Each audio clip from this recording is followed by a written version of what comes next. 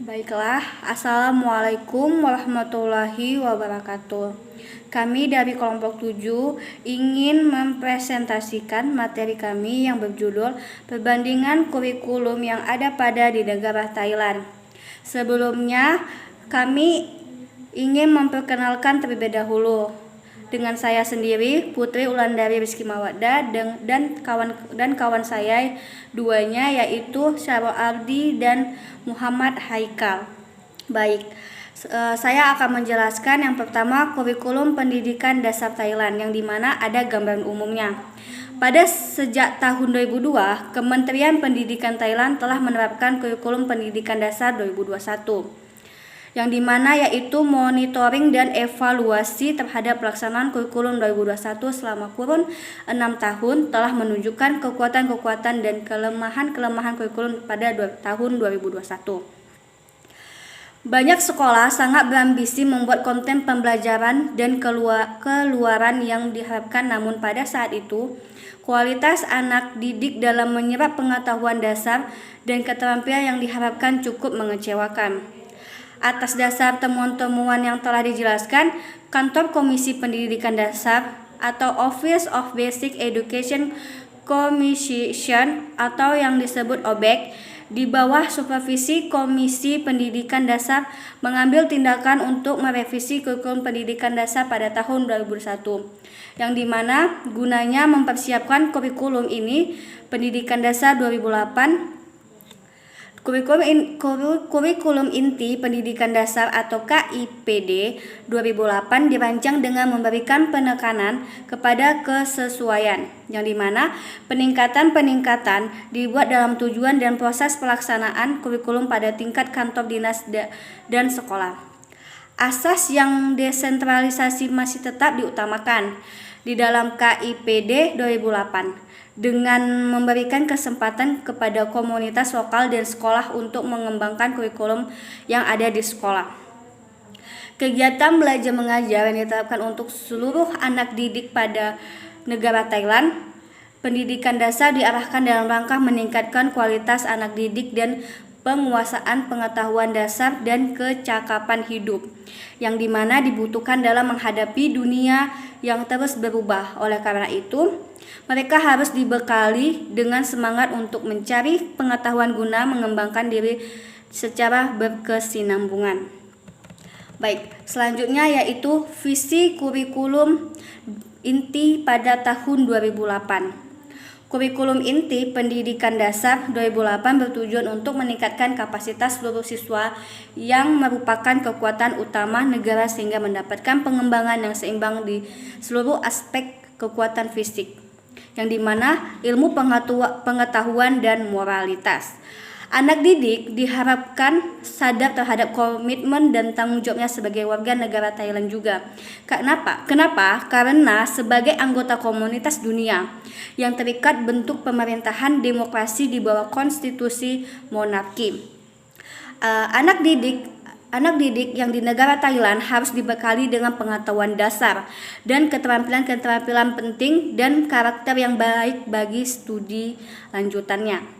Kecakapan hidup dan belajar sepanjang hidup dengan oleh karena itu pendekatan yang berpusat kepada anak didik perlu dilaksanakan yang berlandaskan pada kenyataan bahwa setiap orang punya kemampuan untuk belajar dan mengembangkan diri untuk mencapai potensi tertinggi masing-masing. Baiklah, selanjutnya ada sasaran kurikulum inti pada tahun 2008, yang dimana sasaran kurikulum ini bertujuan untuk mengembangkan siswa secara maksimal dalam hal moral, pemahaman, kenyamanan, dan potensi untuk studi lanjut dan menjalani kehidupan. Pada sasaran-sasaran berikut diharapkan dicapai oleh anak didik setelah menyelesaikan pendidikan dasar, di mana ada 5 yang diharapkan dicapai oleh anak didik setelah menyelesaikan pendidikan dasar. Yang pertama yaitu moralitas, etika, nilai-nilai yang diinginkan, harga diri, disiplin diri, ketaatan terhadap ajaran Buddha atau menurut kepercayaan seorang, dan prinsip-prinsip ekonomi pada kecukupan.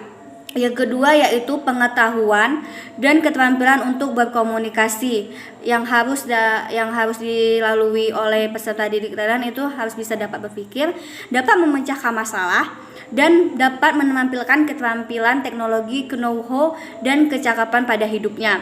Yang ketiga yaitu kesehatan fisik, yang dimana mental yang baik itu harus dikuasai oleh peserta didik sehingga tercapainya dapat menyelesaikan pendidikan dasar, dan prevensi untuk latihan fisik.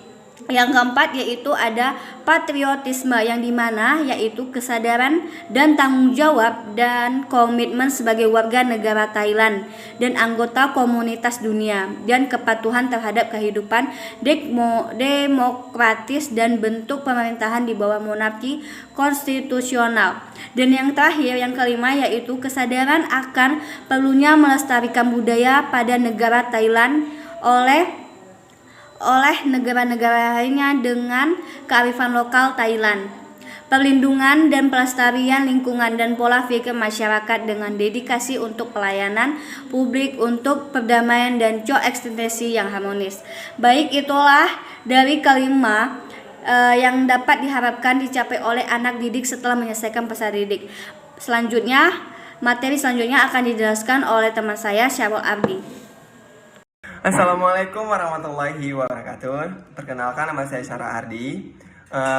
Di MK Telaah Kurikulum kami mempelajari tentang kurikulum. Nah, di sini kami akan menjelaskan tentang kurikulum yang ada di Thailand. Saya sendiri akan menjelaskan tentang standar pembelajaran, indikator, dan alokasi waktu. Nah, sekarang saya akan menjelaskan tentang standar pembelajaran. Nah, di Thailand sendiri, perhatian terhadap prinsip-prinsip perkembangan, kecerdasan otak, dan multi-inteligensial diperlukan untuk mencapai perkembangan peserta didik yang seimbang. Oleh karena itu, kurikulum inti pendidikan dasar telah mencengangkan ke-8 bidang pembelajaran, yaitu sebagai berikut. Yang pertama, bahasa Thailand, kedua, sains, ketiga, matematika, keempat, ilmu sosial dan budaya, kelima, pendidikan jasmani dan kesehatan, keenam, seni, ketujuh, akuntansi dan teknologi, kedelapan itu adalah bahasa asing. Untuk setiap bidang pembelajaran, standar baku berperan sebagai target yang ingin dicapai dalam mengembangkan kualitas peserta didik. Standar ini menentukan yang peserta didik harus tahu dan harus mampu dilakukan. Standar ini juga menunjukkan nilai-nilai moral dan etika serta karakter yang diinginkan setelah menyelesaikan pendidikan dasar. Selain itu, standar pembelajaran berperan sebagai mekanisme penting dalam menunjukkan sistem pendidikan secara keseluruhan. Karena itu, standar ini memberikan informasi kepada kita tentang isi pembelajaran, metode pengajaran, dan evaluasi. Selanjutnya saya akan menjelaskan tentang indikator. Nah, indikator yang mereka terapkan di Thailand ini memberikan petunjuk apa saja yang harus diketahui dan yang harus mampu diperankan oleh siswa, termasuk karakter yang diterapkan di setiap jenjang pendidikan. Indikator merefleksikan standar pelajaran. Oleh karena itu, indikator dapat dimanfaatkan untuk menetapkan isi, menentukan suatu pembelajaran, dan mengatur kegiatan belajar mengajar. Indikator juga berperan sebagai kriteria evaluasi agar dapat memverifikasikan kualitas siswa itu sendiri. Nah, indikator tingkat kelas menentukan tujuan yang ingin dicapai oleh pengembangan peserta didik. Untuk setiap jenjang pendidikan wajib, pendidikan dasar kelas 1 sampai kelas 6, pendidikan menengah kelas 1 kelas 3, yaitu kelas 1 sampai kelas 9. Nah, untuk pemahaman yang sama, intervensi yang benar, kurikulum mengatur berbagai kode standar indikator seperti yang terlihat di tabel sebagai berikut. Yang pertama, bidang mata pelajaran sains yaitu SC, sedangkan bidang pelajaran pertama standar 1 yaitu 1.1. Sedangkan indikator 2 untuk kelas 1 yaitu GR1-2. Baik, itu untuk indikator. Selanjutnya saya akan menjelaskan tentang alokasi pembelajaran, alokasi waktu belajar. Di Thailand sendiri, kurikulum inti pendidikan dasar menetapkan kerangkaan kerja untuk struktur waktu belajar minimal untuk 8 bidang pelajaran dan kegiatan belajar. Lembaga pendidikan meningkatkan alokasi waktu tergantung pada kesiapan dan prioritas mereka dengan menyesuaikan menurut konteks dan situasi peserta didik sebagai berikut. Yang pertama adalah jenjang sekolah dasar yaitu kelas 1 sampai kelas 6. Waktu belajar yang dialokasikan secara tahunan dengan kondisi tidak lebih dari 5 jam setiap hari. Nah, yang kedua adalah jenjang sekolah menengah pertama ataupun kelas 1 sampai kelas 3 SMP ataupun kelas 7 sampai kelas 9. Waktu belajar alokasi atas dasar semester dengan kondisi tidak melebihi 6 jam setiap hari. Bobot mata pelajaran tertentu juga dihitung dalam kriterianya adalah bahwa 40 jam per semester adalah serta dengan 1 kredit K. Nah, jenjang sekolah menengah atas kelas 1 sampai kelas 3 ataupun kelas 10 ataupun kelas 12, waktu belajar dialokasikan atas dasar semester juga dengan kondisi tidak kurang dari 6 jam setiap hari. Bobot mata pelajaran tertentu saja dihitung dengan kredit. Kriterianya adalah bahwa 40 jam per semester adalah serta dengan 1 kredit K. Jadi SMA sama SMP itu kayak sama alokasi waktunya. Terima kasih. Wassalamualaikum warahmatullahi wabarakatuh. Baik, nama saya Muhammad Aikal. Saya akan melanjutkan penjelasan dari teman saya Syahrul Ardi. Kemudian adapun perbedaan kurikulum Thailand dengan Indonesia. Perbedaan kurikulum pendidikan yang berlaku di Thailand dan di Indonesia memiliki beberapa perbedaan.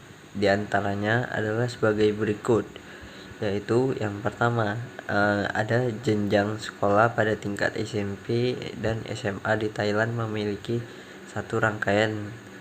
Siswa yang masuk pada salah satu sekolah SMP langsung masuk ke SMA tanpa mengikuti tes, karena kedua jenjang sekolah tersebut langsung. Berbeda dengan Indonesia, siswa yang mengikuti pendidikan di suatu SMP diizinkan untuk melanjutkan pendidikannya di SMA lain. Kemudian yang kedua, secara garis besar jenjang pendidikan dasar dibagi menjadi 2 tingkatan, yaitu pendidikan dasar yaitu SD dan SMP atau SMA, dan pendidikan tinggi. Pada jenjang SMP atau SMA dikumpulkan menjadi satu. Kemudian yang ketiga, Thailand sudah menekankan pelajaran terkait dengan bahasa asing dari jenjang SD, sedangkan di Indonesia tidak terlalu berfokus pada hal tersebut. Kemudian yang keempat, jenjang pendidikan SD di Thailand sudah menekankan pembelajaran terkait dengan okupasi teknologi, namun di Indonesia masih belum.